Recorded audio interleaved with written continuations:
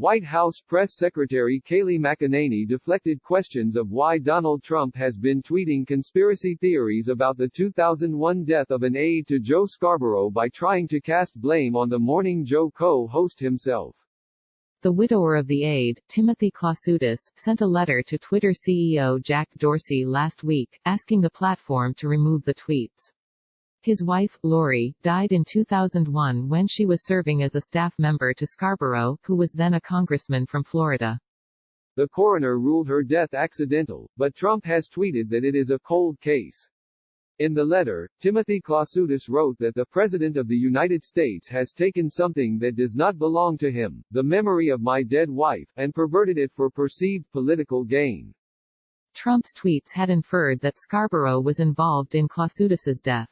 At Tuesday's White House press briefing, McEnany said that she did not know if Trump had seen Timothy Klausutis' letter, but said that, "Our hearts are with Lori's family at this time." But ABC News chief White House correspondent Jon Karl asked why Trump was accusing somebody of possibly murder. The family is pleading with the president to say, "Please stop unfounded conspiracy theories." Why is he doing this? Well, you know, I would note that the president said this morning that this is not an original Trump thought on, and it is not, she said. In fact, in 2003, on Don Imus' show, it was Don Imus and Joe Scarborough that joked about killing an intern, joked and laughed about it, so that was pretty hurtful to Lori's family, and Joe Scarborough himself brought this up with Don Imus, and Joe Scarborough himself can answer it. But Karl then said, he's accusing somebody of possibly murder. This is different. He's not a private citizen, he's the president.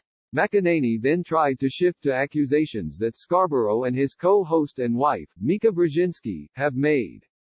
Joe Scarborough, if we want to start talking about false accusations, we have quite a few we can go through about Mika asserting, Mika Brzezinski. I am asking about the president's allegations, Karl interjected. McEnany responded, and I am replying to you and saying this morning, as recently I believe was this morning or yesterday, Mika accused the president of being responsible for 100,000 deaths in this country. That's incredibly irresponsible. They've dragged his family through the mud. They've made false accusations that I won't go through, that I would not say from this podium, against the President of the United States, and they should be held to account for their falsehoods. Joe Scarborough should be held to account for saying people will die by taking hydroxychloroquine, never mind the millions of Americans, people across the world, who take it for rheumatoid arthritis and other reasons. There are a litany of false headlines. Then Karl asked whether that justified the president spreading a false conspiracy theory that suggested he is responsible for murder. She then added, I would point you back to Joe Scarborough, who laughed and joked about this item on Don Imus' show. It is Joe Scarborough that has to answer these questions. McEnany was referring to a clip from Imus' show that was posted by the group Media Research Center, a conservative watchdog group, and then picked up by Daily Caller.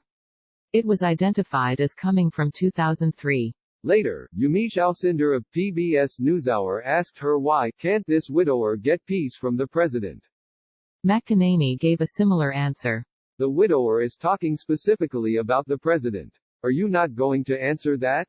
Alcindor asked. Brzezinski quickly tweeted a response to McEnany. The press secretary is lying. Imus made the callous joke in 2003 during a break and then repeated it on air.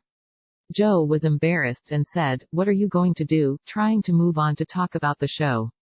No lies can cover up the hatefulness of Donald Trump.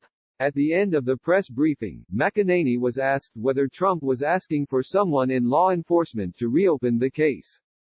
I don't have any announcements on the president's actions, but I would just refer everyone, for those of you who haven't heard it, go back and listen to the Don Imus soundbite, she said. It was very callous. It was very cruel, and I think laughing and joking about the death of an intern is something uncalled for, and that is something we can all agree to.